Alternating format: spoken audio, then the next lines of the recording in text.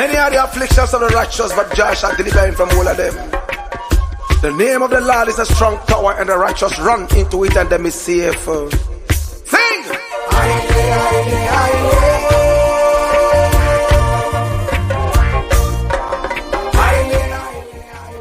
Yes, welcome to Music Connect Africa. We are the hub for global music industry news and insights. Each episode, we take a look into the history of our entrepreneurial professionals who are the driving force behind the scenes. It gives me great pleasure to highlight the players who exercise tenacity, drive, and who create smoother operative systems for our music arts and entertainment industries. In this week's edition, we highlight the journey of Ghanaian reggae Kuchoko artist, the poet, and the radio presenter, Abubakar Ahmed, aka Blakk Rasta.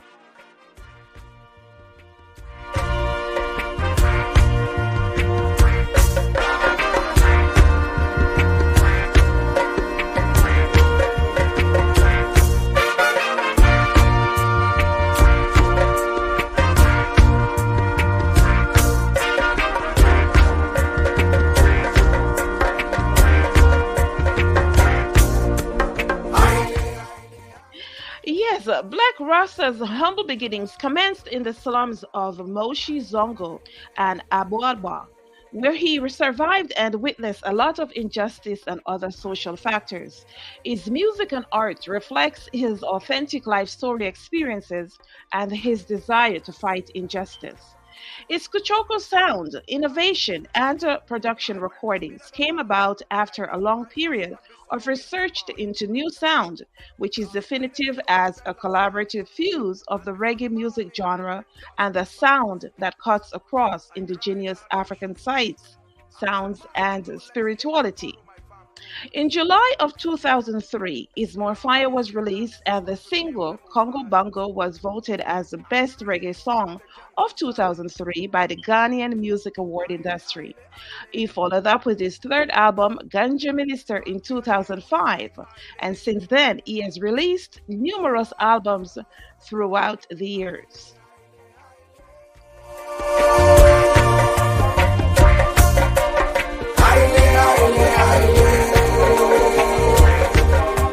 Sure.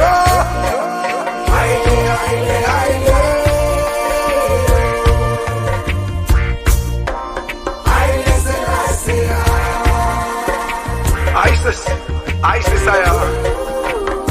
still remember how my... His philosophical words include creating social awareness throughout the community, spotlighted by his controversial Taxi Driver radio program on 3FM 92.7 FM, and as highlighted in his various releases. Best known for his Barack Obama song in honor of the 44th president, he was honored at a special dinner with President Obama in July of 2010.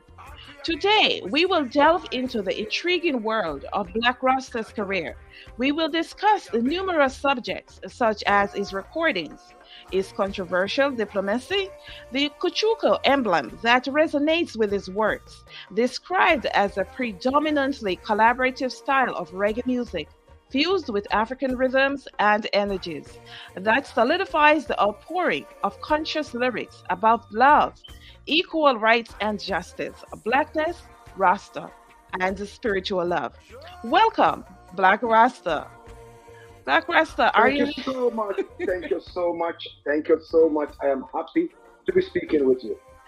I tell you, I must tell you how industrious, it is to actually delve into your works over the years as well. Over the years as well. Yes. For real, we've been working very hard all these years. I mean, putting the music together and putting all the vibes together. Yeah, I'm glad that we have a lot of work out there. Well, your work speaks for itself, and let me tell you, to anyone who will listen to this interview and is unaware of the amount of works that you have done, please start with Google. You will not be disappointed as well. You will never be disappointed. Of course, it is for our listeners back. This show itself is based on delving into, what got you started within the industry and a little bit of age material, as well as in the middle and what you have going on right now. So for yourself, when I looked, I realized that you grew up in the slums as well, and within my introduction, I thought about witnessing a lot of injustice and other social ills as well. Um, what are the factors that made you decide that, you know what, music is my way of expression in terms of bringing it out? I wouldn't say music, but altogether an art.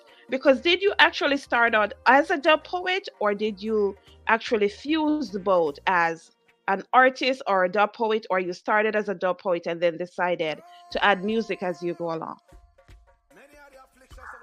Thank you so much, Empress. Well, as you said earlier, I was born on Monday, the 2nd of September in 1974. Uh-huh. At birth, I weighed 5.5 pounds, and I was born around 7:20 p.m.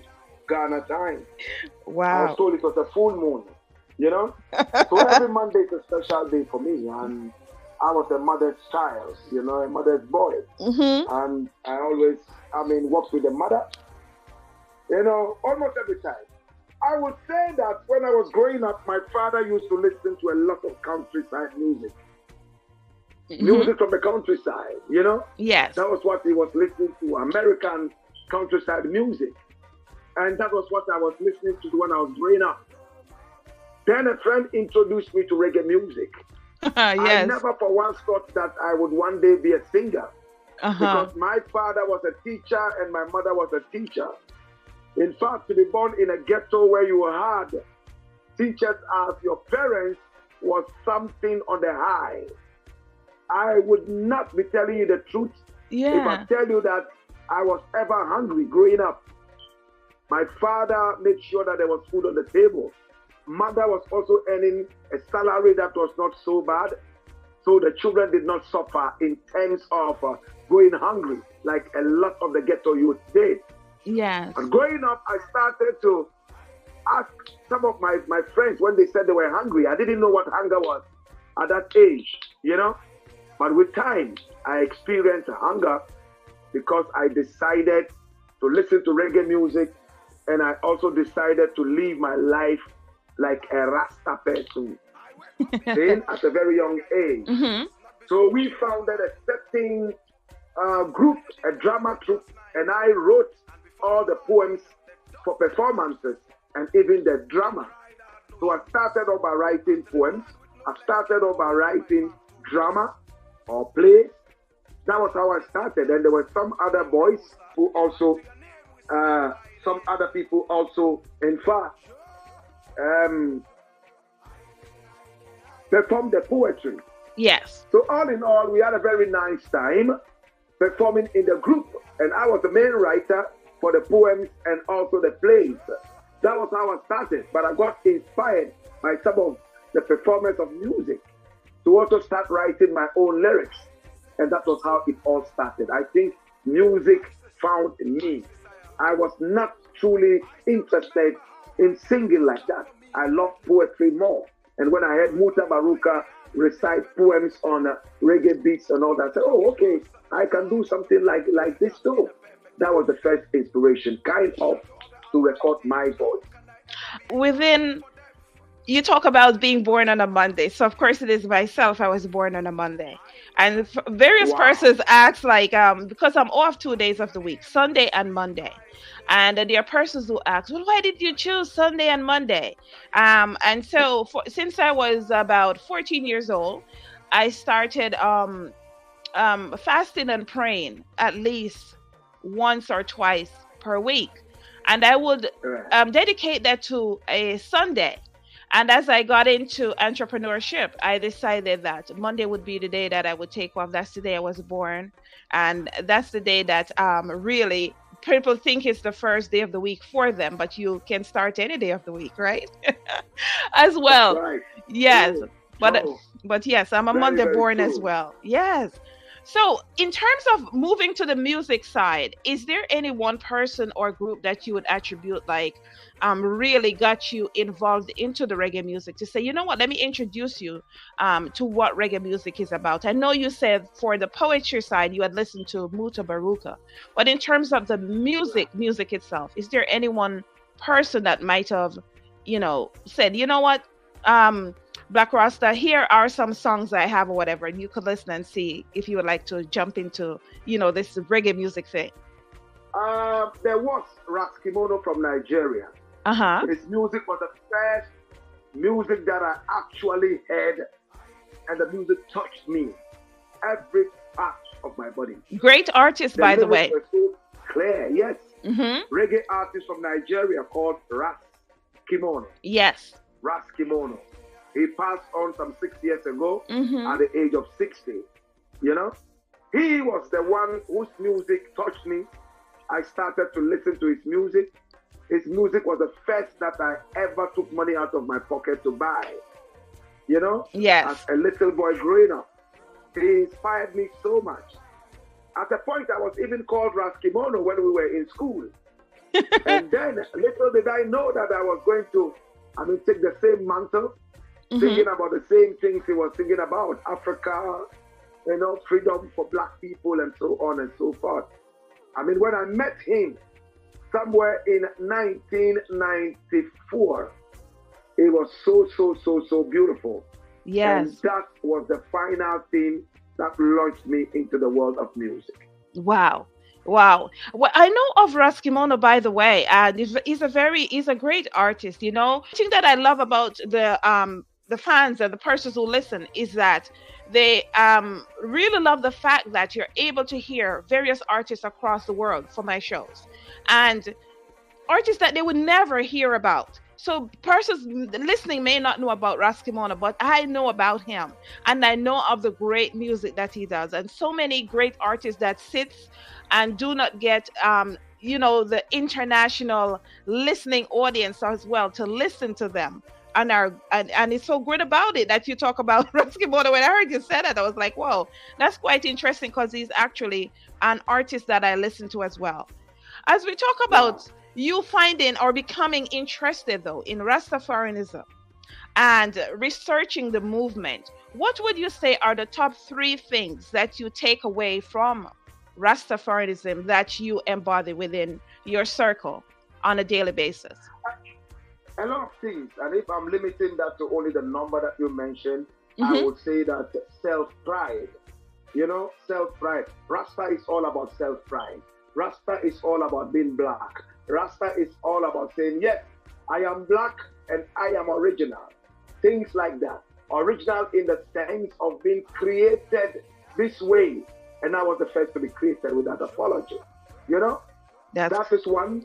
Number 2 is the fact that, yes, Rasta is also a tool to fight wickedness and negativity. In other words, Rasta is a very powerful tool to liberate the body, the mind, and the soul. Finally, I like the Rasta culture, as in the, diet, the food. In fact, I've been a vegan for the past only God knows how long. I love it. So many years, you know? And it's all because of Rasta. A lot of my friends fall sick every now and then. They go to the hospital and they are put on a diet. Some of them painfully pass away because all of a sudden they are told, don't eat this, don't eat that, don't eat that. And they found it as very difficult, you know. And I am glad that I embraced Rasta from a very early age. I've never regretted it.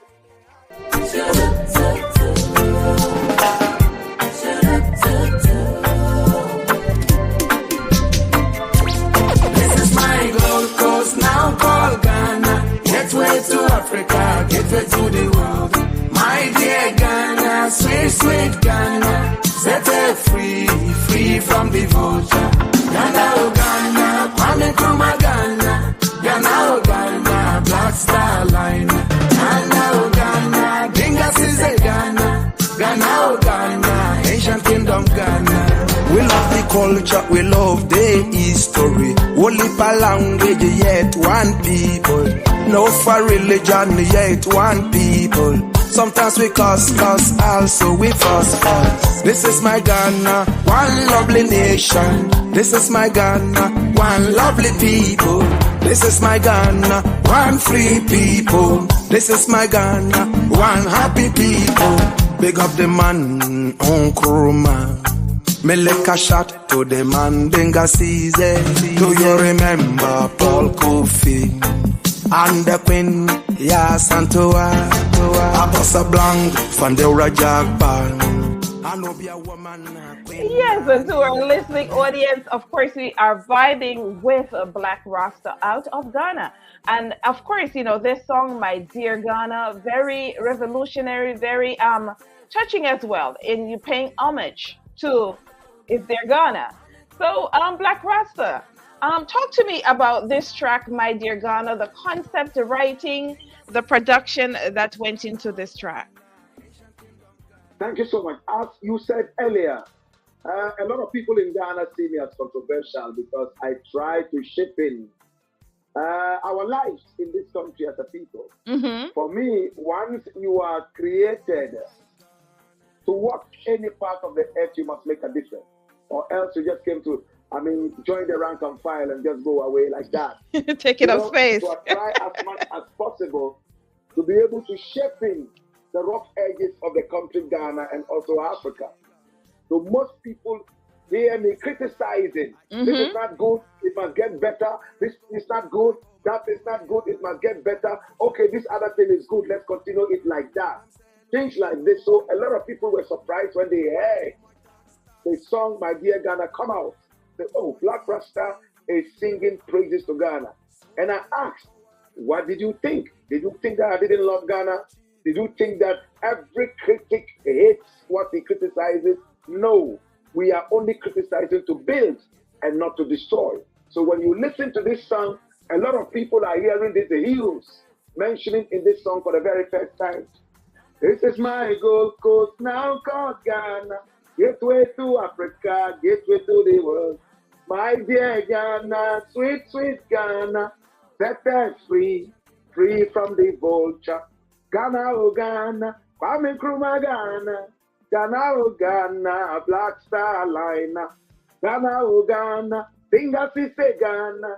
Ghana, oh Ghana, Asian Kingdom Ghana. You know, it's very simple. When you talk about Kwame Nkrumah, you talk about the Black Star Liner, which he inherited from Marcus Garvey.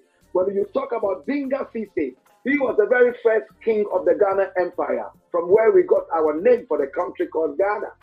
And when he was king, there was no poverty in the ancient Ghana. That was why Nkrumah decided to adopt the name Ghana for this beautiful country today, trying to reminisce all the wonderful things that happened in the old Ghana Empire. Presently, as it stands, I am going around the whole of Ghana, preaching patriotism, because I think this is what we lack most in this country, patriotism. And any country that is not patriotic, there is no way that country can ever grow. In fact, so these are the things I look at, and I'm able to, make a big song and make that song come out, and everybody enjoy that wonderful song, My Dear Ghana. Well, I love the track itself. You know, as I asked you that question as well, you talk about it is patriotism, and you talk about well, it is that we are all created here with a purpose, and that's something that I always say within my conferences and when I speak at the various places across the world.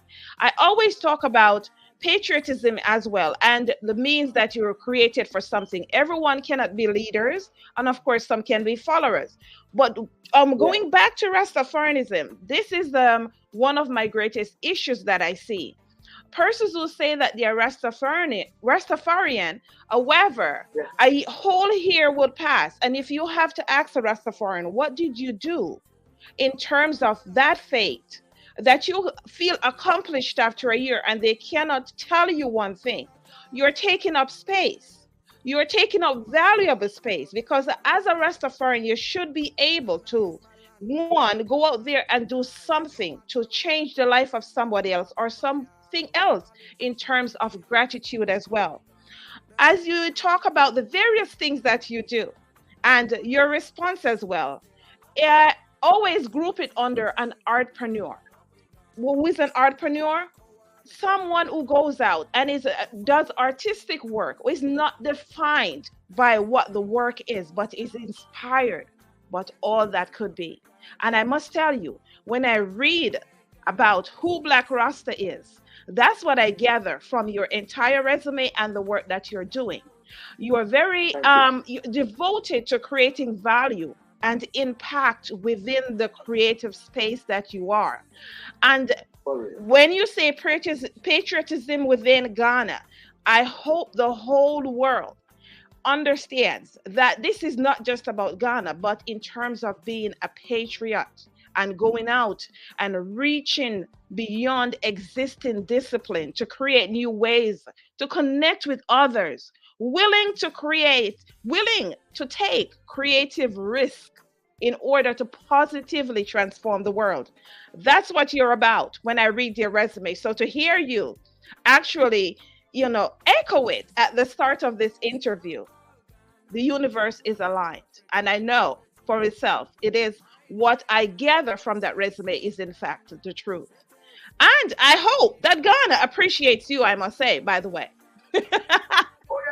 Oh yes, Ghana does. Ghana does. The multitudes of people, love what I do. Of course, you will have a few, who are not in agreement for selfish reasons. Mm-hmm. But the good thing, I was asked this morning, how come you say all these things and you have still stayed alive and all that? Because in some countries, they will execute you legally or illegally. Mm-hmm. Yes, things like that happen across Africa and beyond. And I keep telling them that because the people that I criticize, they know that it's not personal.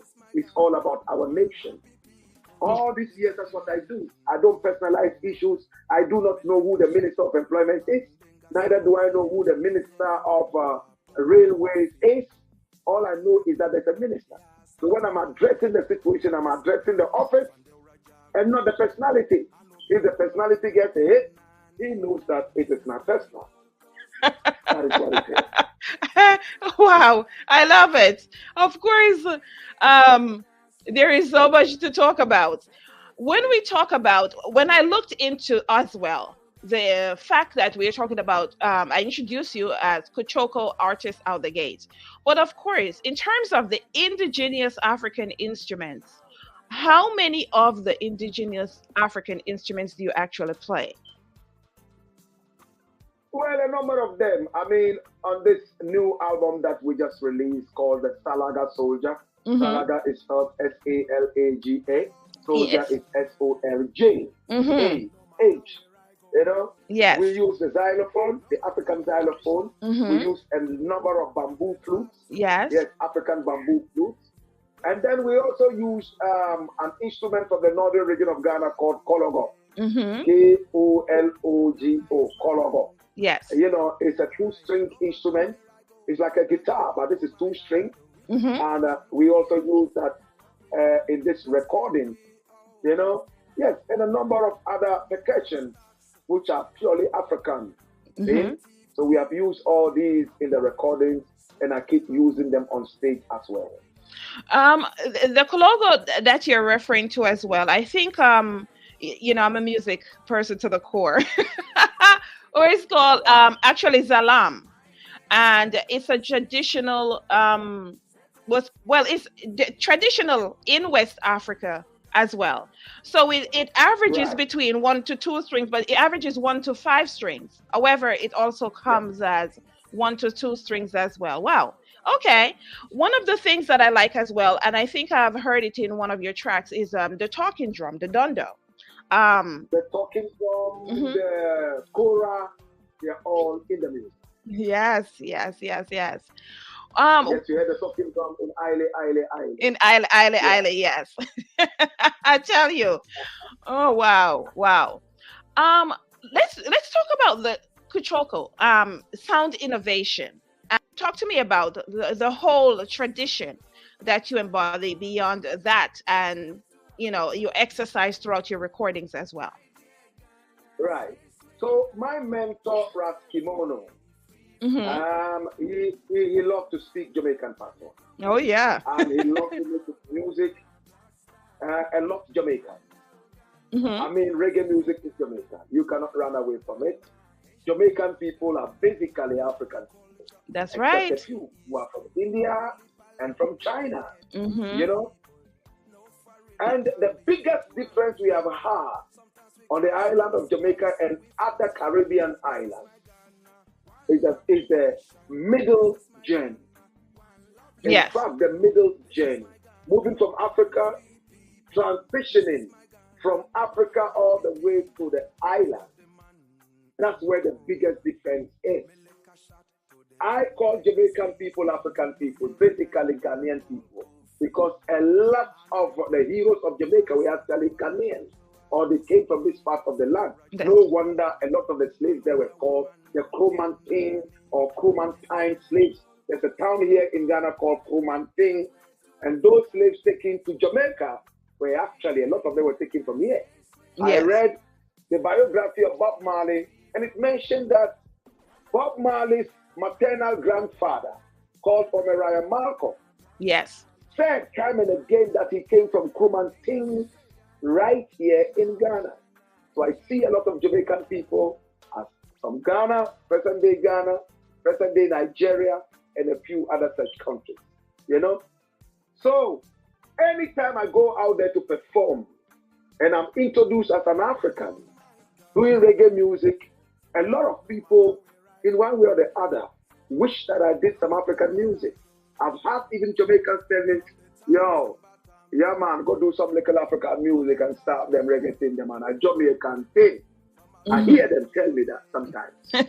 You know, I experience some kind of discrimination. Oh, you're an African artist, leave the reggae alone. Okay? And you've been introduced as an African artist and you come singing reggae and speaking Jamaican patois. People felt like, well, are you really running away from your identity? That's why I started by saying that I see Jamaican people, a lot of Jamaican people as Ghanaian people. So there's nothing like loss of identity. It's the same people. So reggae is all of us. See? Yes. So when I heard this, what I did was, okay, we are the masters of the art. Why don't I try and invent the same reggae music, but put in a few things more to differentiate it from Jamaican reggae? And the greatest thing I could do was to infuse African instruments into our reggae.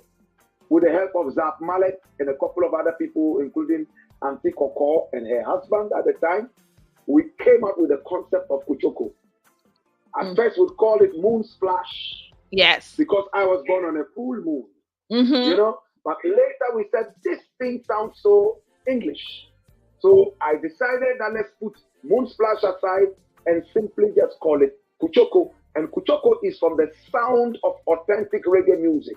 When you listen to reggae music, what I hear is Kuchoko, Kuchoko, Kuchoko, Kuchoko, from the shuffle of the keyboards and the organ and the guitar. That is what you hear. Kuchoko, Kuchoko. In Nigeria, they say they hear nyeke, nyeke, nyeke. In Jamaica, they used to hear strenge, strenge, strenge. So reggae was called strenge.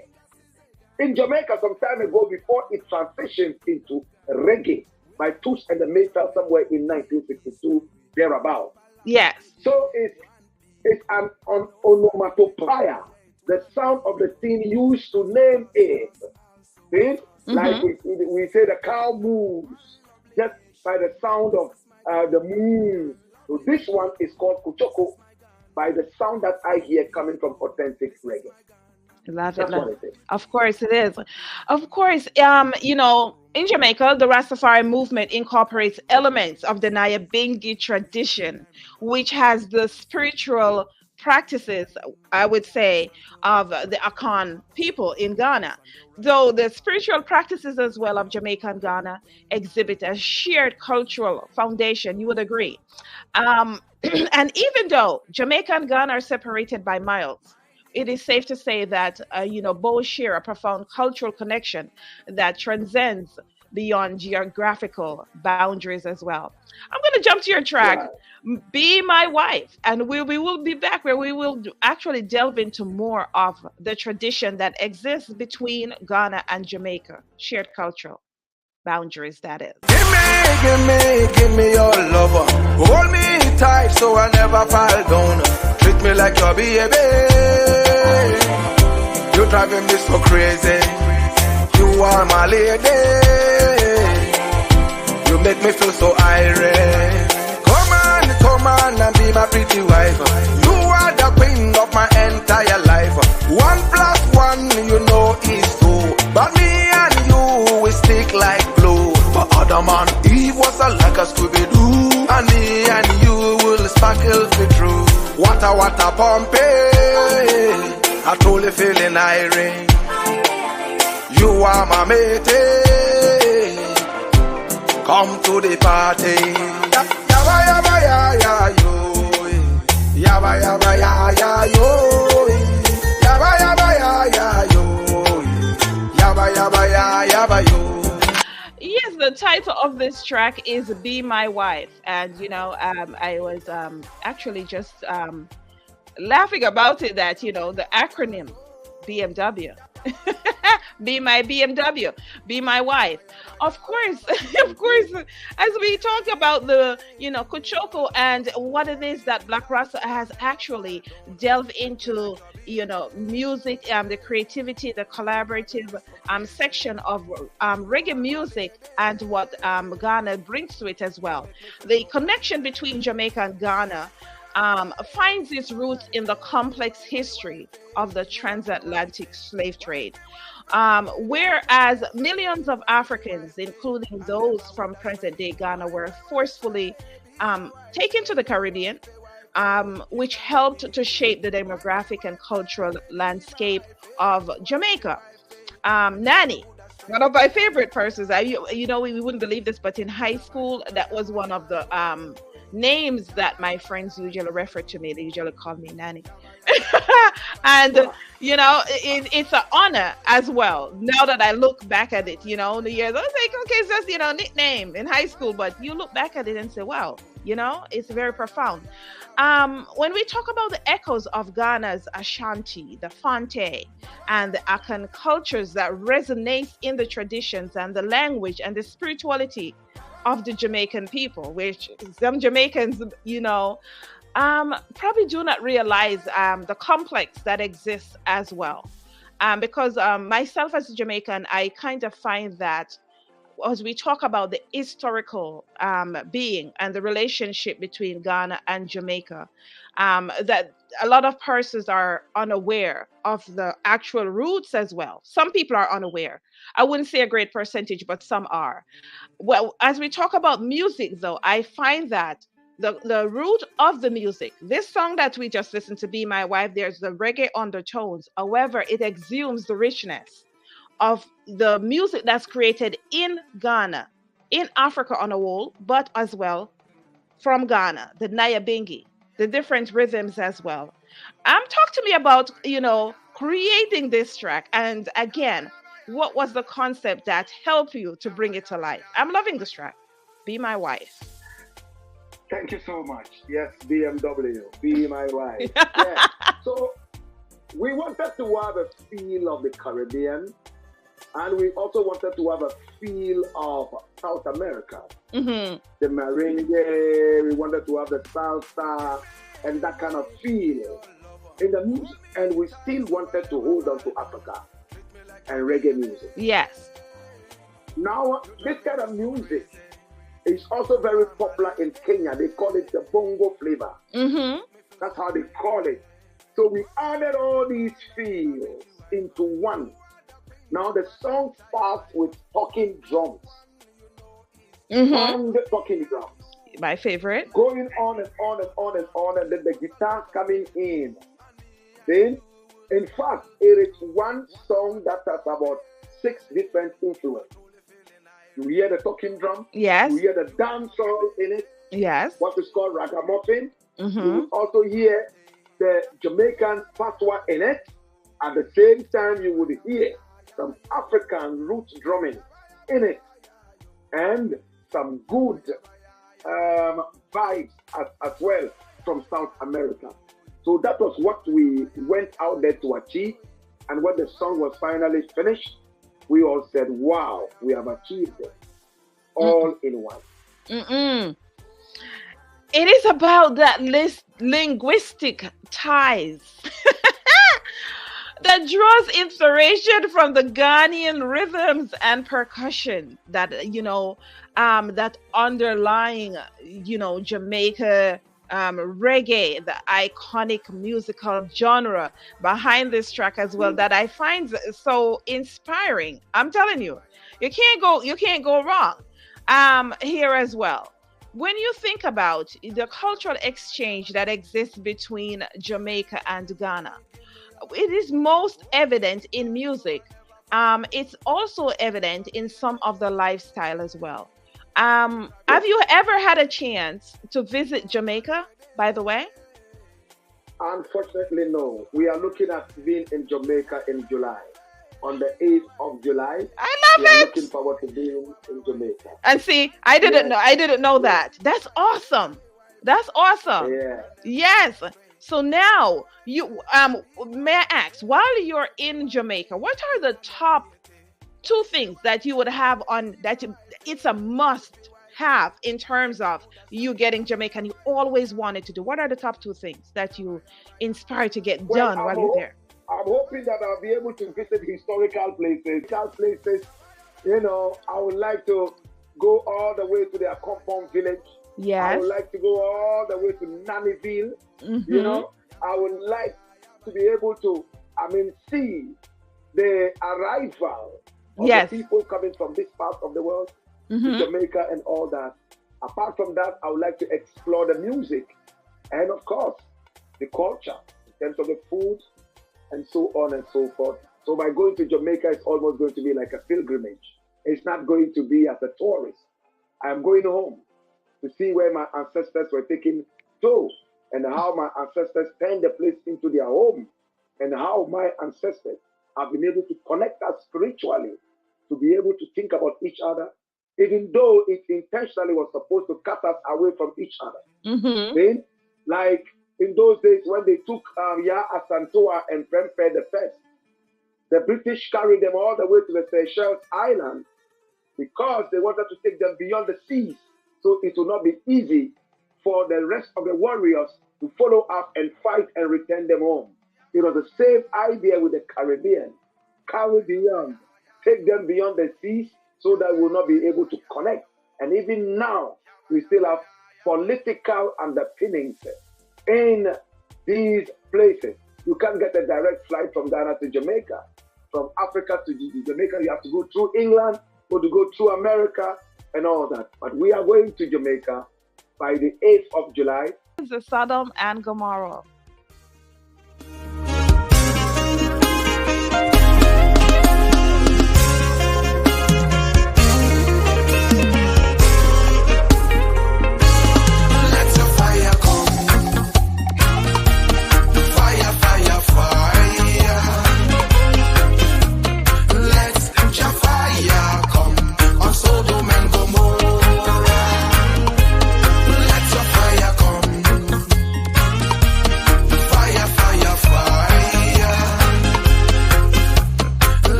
Of course, Sodom and Gomorrah. Oh my gosh, right?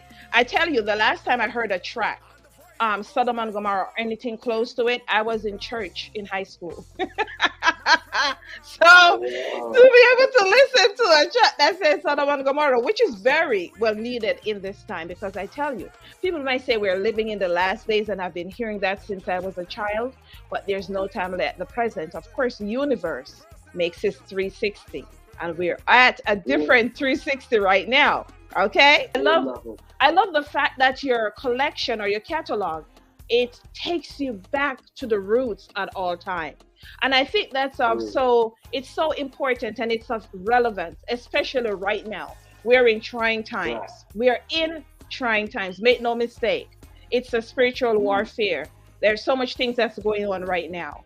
But I love the fact that you always take it back as well, to tradition as well. Thank you. Yeah. Yes. I do. Yeah. Tradition is very important. Tradition is very important. One it is that, of course, English is the official language of Jamaica and Ghana, of course. However, there are linguistic ties that is within the language as well. For ourselves, we use Patois. And on the West African language side, of course, you guys use it Akwan and Tree. And I love it is when I listen to a track that actually combines both. We just talked about, where you were saying that at least there are 6 different elements that's tied within the songs. One of the things is that ever since I was growing up, I was attracted to just the African music, and I studied it from a very young age. My favorite, Lucky Dube, of course, right? And so being able to listen to Lucky Dube, being able to see how he made his transitions within the productions, by including English, by including his traditional language as well, was one of the highlights for me. And being able to listen to your collections and see that you do likewise, but you also do not stop there. You take it to a whole nother level by including the various instruments. And it goes far beyond Tree, Akan, and Patois within, the collection and writing as well. Wow. I could go on as well, but I will leave you to talk to me about the inclusion of dancehall and Patois and fusing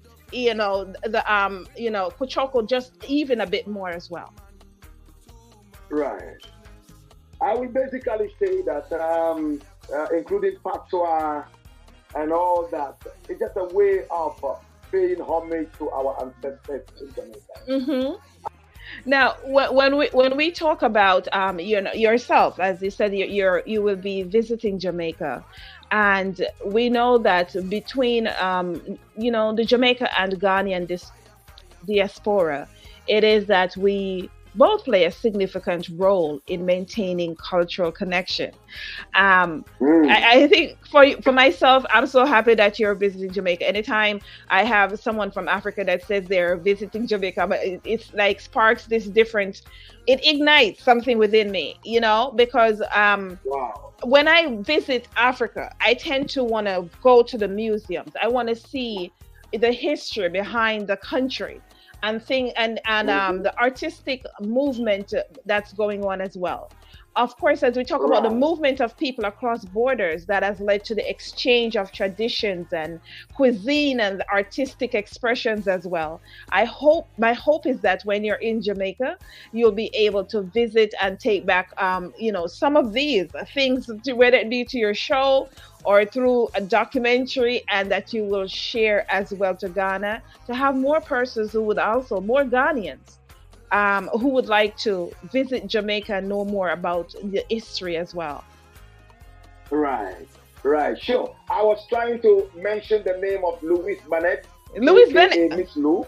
I mean, she was one of those who actually pushed for the speaking of Jamaican patois in Jamaica. Mm-hmm. People should be proud of the Jamaican language. And she herself actually was Canadian, kind of. Yes. We were told. Yes. Yeah, so it's cultural exchange. Mm-hmm. And we are proud of our ancestry and ancestors. Yeah, so we are connected. Deep connection. Mm-hmm. Ghana, Jamaica, and beyond. Wow, I tell you. Well, of course, Jamaica serves as, I would say, the living embodiment of, there's an enduring factor between both nations. And the arm of contributing dynamic cultural exchange that enriches both Ghana and Jamaica, you have that opportunity to exercise that while you're there. Mm-hmm. Will you be speaking on any forums while you're in Jamaica? Yes, we are looking forward to speaking you know, on radio and being also on TV, you know, in Jamaica.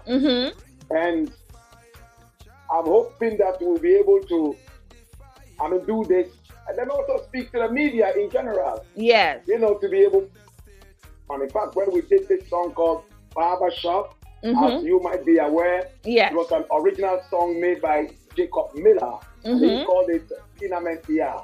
Tenement Yard. You know, they lost and live in a tenement yard.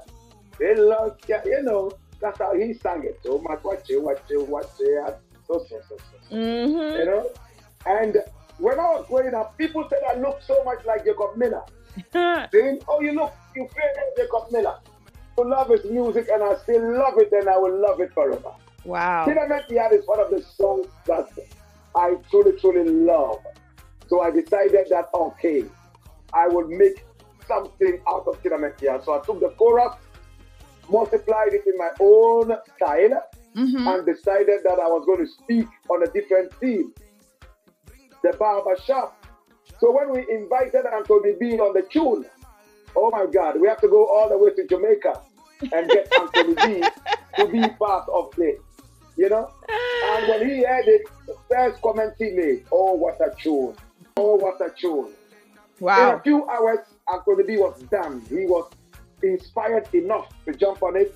And you should see how much he's also pushing it on Facebook and the internet. He loves it so much. Every now and then he's pushing it left, right, and center. And I see the strong connection. Normally, when you collaborate with artists around, they do not take so much interest in promoting it the way you wish they would have done. Yes. And Anthony B, oh my God, is doing it so desperately. I'm using that word desperately because he wants the message to reach the rest of the world so desperately. Well, I tell you what, as I'm loving it.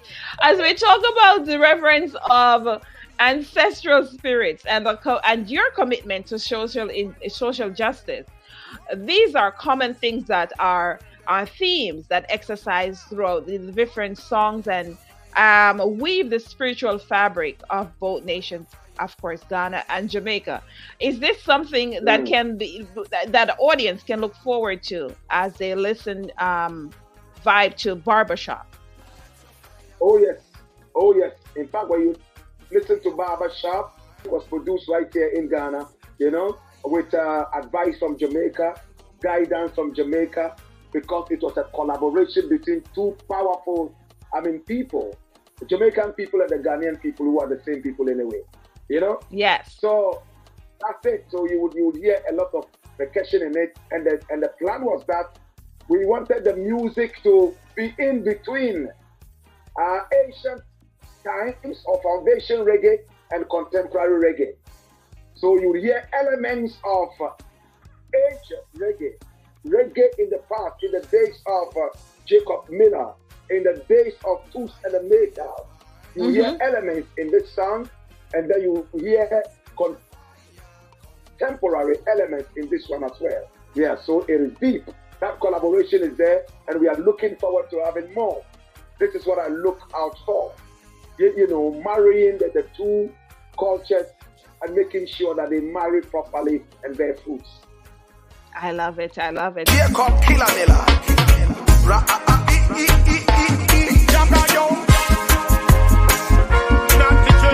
We grow, if we grow, Blakk Rasta, Anthony B, we want the world to know. Not the dreadlocks, we grow long. If we grow long, we now watch no pagan. Rasta man don't go in a barber shop. Rasta man can sit in a barber chair. So man come be. Shady and cut it. Banga and bogo yaga. Carry go and bring come. Too much watching, no nothing. Cookie, no cali.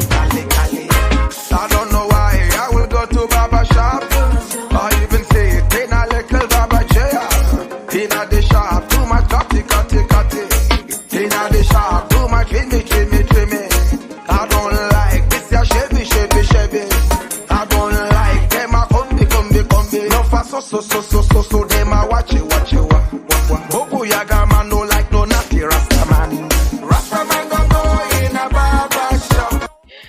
Yes, of course, you have been vibing to Barbershop. I'm telling you. Anthony B does not disappoint. He always gives 100%. He doesn't disappoint. And, we're talking about a contemporary era where it is that we're talking about the cultural ties between Jamaica and Ghana. What an evolution. The music is an evolution, and being able to listen to Anthony B and Blakk Rasta right here, it drives my mission. It drives exactly what it is this show is about. Diplomatic and the economic collaborations as well, the educational exchange that's exhumed between both artists as well, Anthony B and the Blakk Rasta. Nothing more than an elective of cultural heritage that have strengthened the bond between both nations right here on one track. Yes, we're talking about Barbershop. So, Blakk Rasta, there is a video that you're going to be shooting in Jamaica, and I'm telling you. So I'm looking forward to the rich culture that exists between both countries, as well as, what I like to see with the music videos? I like to see the authentic living on the island and in places where persons usually will not video. So I'm looking forward to see what you do with Barbershop. I'm telling you, I'm looking for that video. I love the track. Like I say, Anthony B doesn't disappoint. Yes, he always comes correct. It's all going to happen. Yes. It's all going to happen. Yes. We'll make sure that it doesn't disappoint when the video comes out. Of course, yes. He always gives 100%. Beyond everything that you have going on, what else can our listening audience? We're looking forward to the July 8th as well. But in terms of performances or in terms of other products, will you be putting out additional productions for this year? Will you be performing in other places where, the listening audience, they're going to be so interested in want to follow up and see where you are and what you do, and probably come to, see you in performance as well? What can they look forward to? Yes. In fact, I am reachable on social media. The name is Blakk Rasta, BLAKKRASTA, and I'm looking forward to performing as many times as I can anywhere around the world. I love to perform. In fact, my biggest energy is when I'm on stage, So I make music that will crack the stage. I'm looking forward to being performer. I'm telling you, I'm looking forward as well to see you in performance, within future performances. I'm looking forward to see one of your shows and be present as well. It would also be great to see you on a stage in Jamaica, but I know that the versatility of Ghanaians, where it is that you come prepared and you have that extended Jamaican factor where they say, be born ready. So I'm pretty sure that if somebody throw you on a stage in Jamaica, such as the Kingston New Market performance, that you will go and do your thing as well. And I am looking forward to different things that you will do while you're there. I can't wait. I am so happy. I'm so happy as a Jamaican to know that you will be visiting the island. Yes.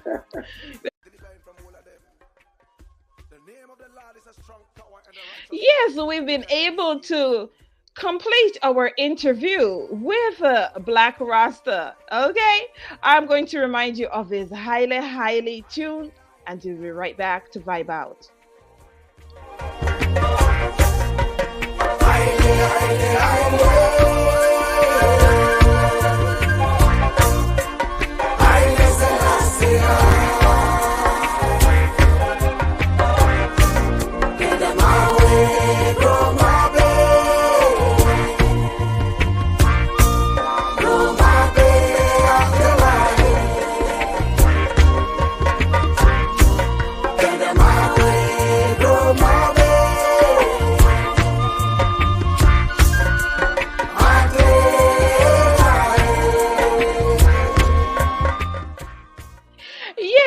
we talk about the diplomatic collaborations, whether it be through music, cultural exchange, there is a shared commitment to preserving the cultural heritage that strengthens the bond between both countries. And Blakk Rasta has exhumed that capability today, right here on our MCAE series. As we navigate the complexities of the modern world, we are able to put into context cultural connections that serves as a reminder of the resilience, the strength, and richness that embodies the diverse tapestry of the global African diaspora, a connection, a deep connection with Jamaica that is. So, of course, through the music, the language, the spirituality, the economic collaborations is at an all-time high. The movement of the people, Jamaica and Ghana contribute to the movement as well, the cultural unity that resonates between each artist, whether it be through poetry and music. Again, Blakk Rasta has exhumed that efficacy of attitude within that he distributes within his songs and within each poetic collaboration right here on our MCAE series.